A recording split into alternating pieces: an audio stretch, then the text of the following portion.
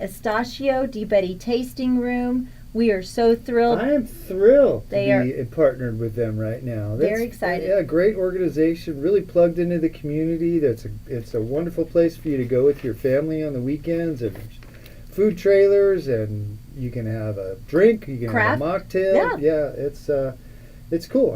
I'm really glad they have lots of events. You know, I think I talked about this like 2 years ago, or maybe a year ago, but Estachio, he was hosting these movie nights, and I said, if you host a movie night with Steel Magnolias, I will have all of my crew there. And I think 20 of us showed up. I think that's true. We had the best time. And you did. You had a great time. I heard about it for like 2 weeks. Yeah, we had a really, really good time. But so thank you again, Di Betty. We are thrilled to. Now, we've been hinting for a while now, and you and I just did our commercials. Yep, and we just inked the deal with them. So it's done, and we are super excited.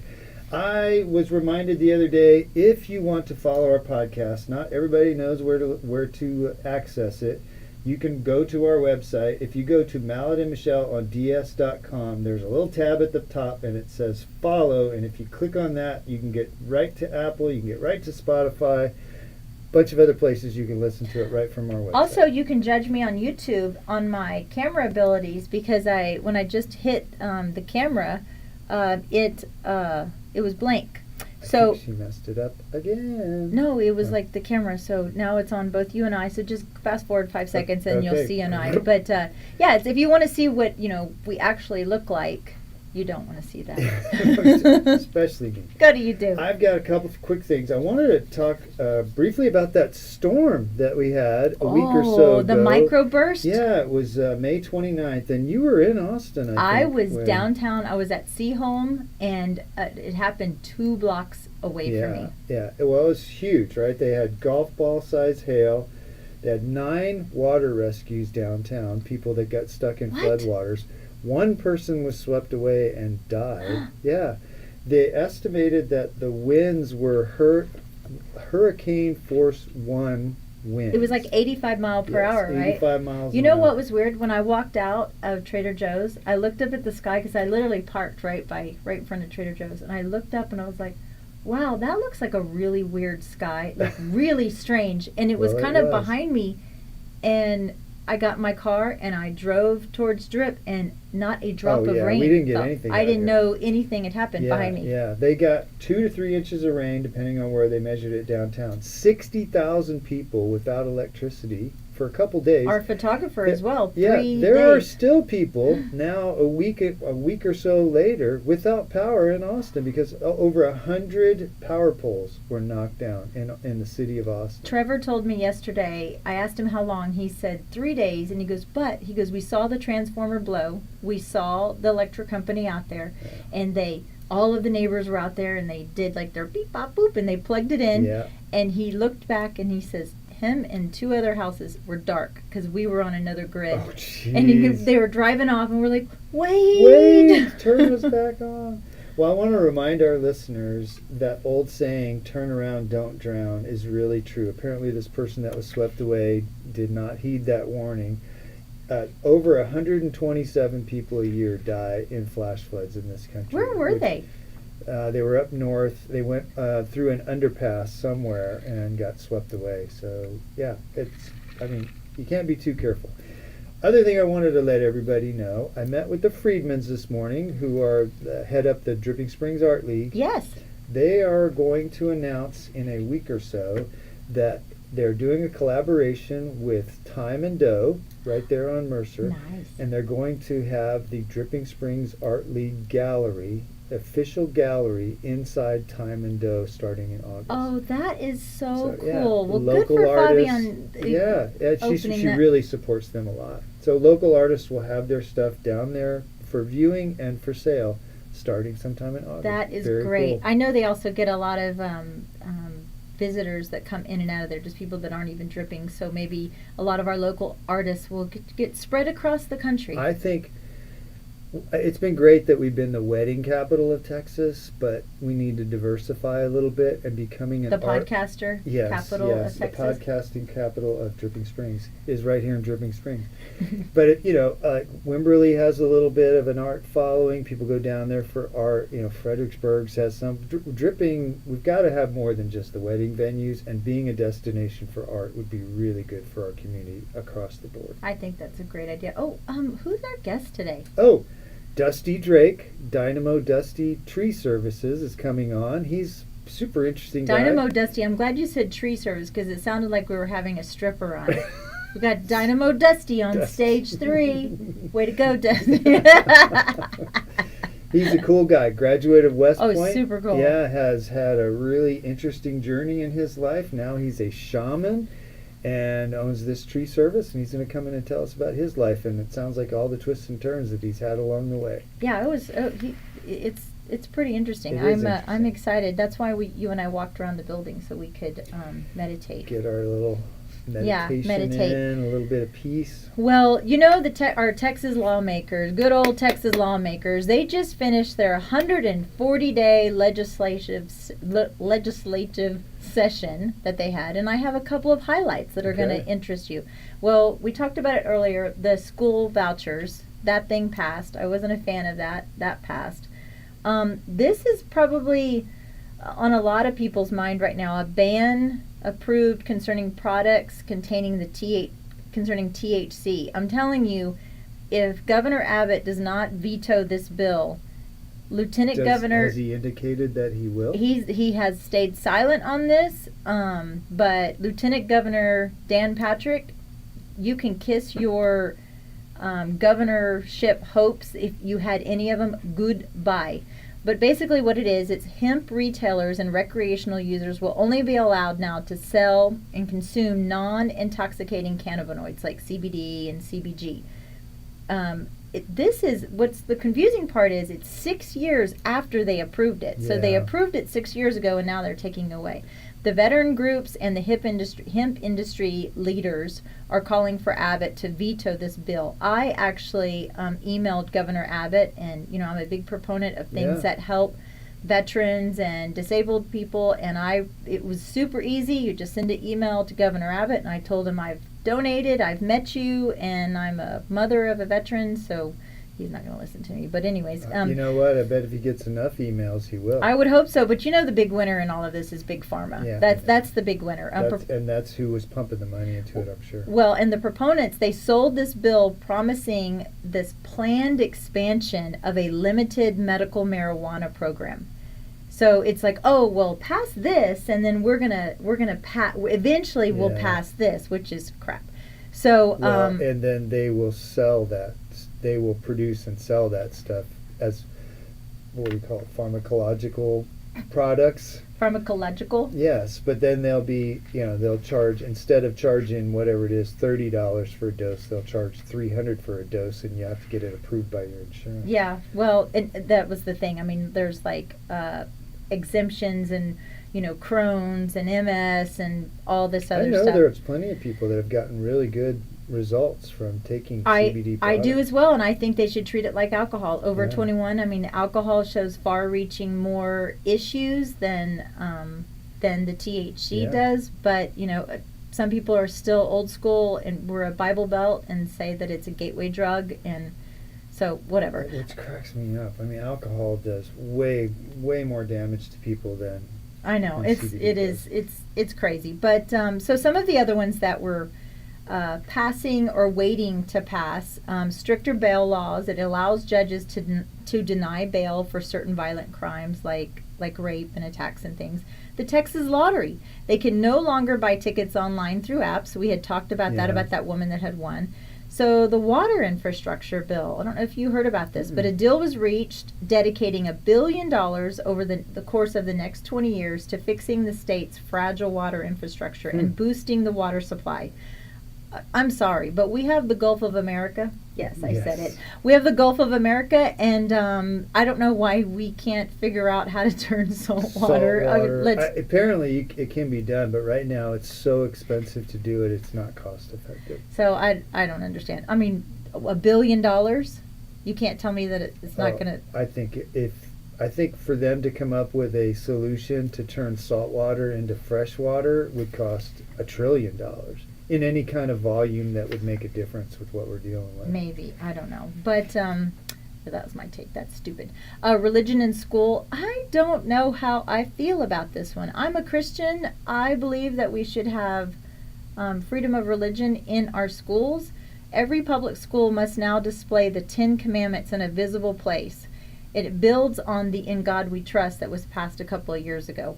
There's a bunch of civil rights groups that have threatened to sue the state if passed. The U.S. Supreme Court ruled it unconstitutional when Louisiana tried to do it, so this probably won't stand. But I don't really know how I feel about this one. Yeah, I think where that's coming from is that we went from not having religion promoted in school, which I don't think we should, to being, in some cases, anti-religion, like across the board. Yeah, and I can agree with that.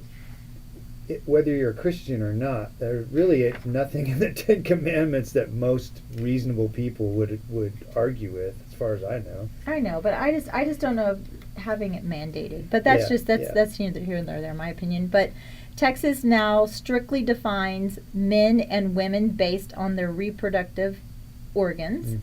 Mm-hmm. Some of in the community fear, excuse me, that their driver's license and their birth certificates that were changed or amended will, excuse me, will be affected, and also the bathroom usage. So there's also another caveat to that. If insurance companies pay for transitions, they should also pay for the detransitioning as well. Okay. So that was passed. On the abortion bill, we have one of the strongest abortion bills in the country. It passed a narrow clarification of the state's abortion ban. It allows doctors more legal protection while performing medically necessary abortions, even when death is not imminent. Also, no state funding for out-of-state abortion travel. So that was passed. I think that was there was a gray area that needed clarification. So that was just a clarification issue on that. A lot of these are also on Abbott's desk. So right. See, he still has to sign them. So some of them he can still veto or whatnot. This is very important for us. Property taxes. In regards to property taxes, they raised our homestead exemption from $100,000 to $140,000. With larger breaks for senior citizens and people with disabilities as well. And then there was a business owner property tax, and it's an exemption up to $125,000 of business inventory. I'm not an accountant. I don't pretend to play one. You pay tax on if you carry a lot of inventory. You pay tax on it. So that one is supposed to come up for. If that one passes, it's going to come up for the November election. So I'll we'll use be able to one vote of your for that. favorite sayings. Riddle me this, Batman. Yeah. How come they gave us the increased homestead exemption, and now they've increased it again, and my property taxes have gone up every single freaking year? Because it's a bait and switch. They're not lowering our property taxes. No, they're not. We're not getting lower property taxes. Nope. It's not happening. Nope, they're not. This one is very important. I know a lot of people have been interested in this, especially what's been going up in the North Dallas area. They have put property ownership restrictions on foreign entities, so China, Iran, North Korea, and Russia can no longer buy property in Texas. I don't know. At all? I guess at all. I don't know really what that means on existing property they already own, so I didn't really deep dive into that one. Is it governments can't? It said foreign entities, and so I was wondering the same thing, like if you were a citizen or a dual citizen, are you still able? I don't understand. So maybe you could do a little deep dive on that one see if I can find out some more stuff. But House Bill 2013, I have nicknamed this one the Chicken Bill. Okay, so the Chicken Bill. I want to hear about this one. This now prohibits HOAs from banning or restricting chickens as long as the municipal ordinance allows it. It didn't say anything about roosters. Oh, I got you. Nothing but just chickens. So if the city that you're in, say the city of Dripping Springs, allows you to have backyard chickens, there can't be an HOA that says no. Belterra can no longer say you can't have chickens. You can have chickens. There may be a clarification. They're not in the city limits. They're in the ETJ. That may be different. I don't know because it's under HOA. I mean, there's some But let me clarifications. tell you, if you live in Belterra and you have a rooster, you're an asshole. You are an asshole for sure. But also, this was interesting to me. Also, it's going to prevent HOAs from restricting composting, rainwater systems. I'm going to butcher this wrong. It's efficient irrigation, but it's not. How do you say it? Efficient, like reuse water. Okay. I'm not whatever sure that is. And drought-resistant landscaping, xeriscaping. They can't tell you can't. And so all of that is supposed to go. That was passed. All of that is supposed to go enacted September 1st. Yeah. So there's a lot that they did. There was things that they didn't do that they promised. But the chicken one's interesting to me. It's gonna be funny how to see that play out. I could see, because not everybody takes good care of their animals, and chickens, if they are not cleaned on a regular basis and taken care of, are really they're smell smelly. Bad. They are very smelly. Like Holly cleans her coop out like once every week or 10 days, if not more. So it's going to be interesting to see. They are smelly. You know, these are the things that have actually passed. They've already been signed. But they need to be signed into law. Nope, they've already been signed into law. This one was signed in May 3rd. This one is very interesting to me, just having a granddaughter. This is Senate Bill 2. This bill created an education saving account program to allow Texas parents to use taxpayer dollars. Oh, wait, that was the school voucher one. Sorry. Okay. There's one that's also like a savings account. Sorry, I was getting that one confused with something else. This is Senate Bill 5. This bill allocates $3 billion towards creating the Dementia Prevention and Research Institute of Texas to study dementia, Alzheimer's disease, Parkinson's, and other brain conditions. The funding mechanism for House Bill 5 is through Senate Joint Resolution 3, so which I think that is great. Here's the other one. We talked about the bail restriction. That one was already passed. This one is Joint Resolution 5. This measure represents a proposed change to the Texas Constitution and will appear on the November ballot for voters to consider. If approved, judges will no longer be allowed, this is the expansion of the bail one, to grant bail for violent crimes for murder and rape, which maybe that's great. And then the other one, the Senate Bill 326, this bill would require schools to use common but controversial definitions of anti-Semitism in school disciplinary proceedings. The legislature is in response to a pro-Palestine protest, including those at the University of Texas. So they're putting restrictions on that. You know, given what just happened in Boulder, Colorado, people and need to step back a little bit. There's some crazy stuff going on in this country. There is some crazy stuff. There are some people in leadership at powerful positions that are saying some very irresponsible things that are getting these people to act in ways that are killing people, and that needs to stop. Absolutely. Have you also heard of the Death Star law? Mm-mm. Have you heard of that one? This is overriding any city ordinances. It's House Bill 2127, also known as the Death Star law. It prevents cities and counties from enacting local laws stricter than state law. That reminds me of the COVID restrictions that were going on. And so smart. this is so probably that's and good. There's also things about not that the city of Austin could care no even a little bit no they couldn't care but there are also laws out there. I didn't go into them about the power grid issues, combating fentanyl, sexually explicit performances for in the presence of children, compassionate use law, which is the expansion of the medical marijuana law, and then DEI and so on and so forth. But yeah, I mean, there's just a lot of things that are going on. There's a lot of moving parts. There's it's interesting. I have another moving part, kind of piggybacking onto what you've been talking about. The Education Department this month announced that June is officially Title IX month in the United States of America. Really? Yeah. So they just announced it. And do you know much about Title IX? It's the women. It's most people think it's just women and sports, but it actually covers 10 different key areas addressed by the law. It starts out with, no person in the United States shall, on the basis of sex, be excluded from participation in, be denied the benefits of, or be subjected to discrimination under any education program or activity receiving federal financial assistance. So this was passed in 1972, was Title IX. It changed women's sports the most because prior to this, most girls in school weren't even allowed to play sports. Did you know that? I didn't. If you were in, I would be okay with that if I didn't have to dress out for PE.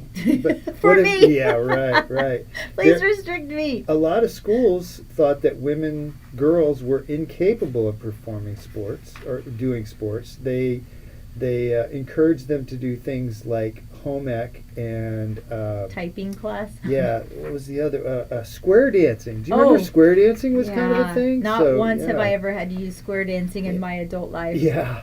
So this goes way back a little bit before Title IX, but there were people that warned women that were physically active were not only unfeminine, but it was proof of lesbianism. There's some crazy things that were done. Bunch of whores. Other people claimed that sports would hurt reproductive organs as well as a woman's chances of marriage. So I think it's really cool that the United States is celebrating Title IX month in the United States now. It's you've come a long way, baby. You remember that old saying. Yeah. Things have. Women are finally getting the respect in most cases that they deserve. Hey, progress, right? Yeah. I mean, if you don't know better, you do better, right? Yeah. I mean, you got to know better to do better, and I think that's just all what we want. If you don't learn about the past, then you are just most destined to repeat it. And I think I have a granddaughter and I have a daughter, and if she wants to play soccer, God help her. Yeah. Women are... Pick an indoor sport, yeah. maybe. One where there's Just air conditioning. Yeah, Pick an indoor soccer. I found, when I was going through this story, I found some other things. In the United States, until 1923, it was illegal for women to wear pants. That was 102 years ago. Yes. So 102 years ago, it would have been illegal for you to come to work in pants. Up until 1993, female senators, so a woman could become a senator, but she couldn't wear pants on the Senate floor. Do you know until that 1993? My first office job, I worked at a big accounting firm, and I was the front receptionist. Yeah. And I got in trouble. Okay, what year was this? 93, 94? Well, there you go. I got in trouble for coming to work one day without wearing pantyhose. Oh God! I literally got written up for not wearing pantyhose. That's crazy. Yeah, and then we moved to Austin, and nobody was wearing pantyhose, Yeah. and everybody's wearing flip-flops. It's because it's 106 degrees in the San summer. Antonio is the same thing, but yeah. that was crazy. Well, in the United States, we did better than Paris because up until 2013 in Paris, you had to have permission from the city to wear pants. They don't shave their armpits there either, so maybe that's why. They're like, well, you don't shave your legs, you can't wear pants. Well, that doesn't make sense. If I wear pants to work the other day, I'm gonna contact Mayor Bill and I'm gonna ask him to write me a permission slip to wear permission pants. to wear pants. Please. Yeah. Well, let's get our lovely guest Dustin on here. Dusty Drake. Dusty Drake. Sorry, Dusty Drake. Dynamo Dusty. Sorry, Dusty. Sorry, I called you a stripper. It is a great name. It is a great name. It's a great name. Yeah. Well, let's take a little break and get Dusty in here. So hang on, sit tight. We'll be right back. Thank you, everybody.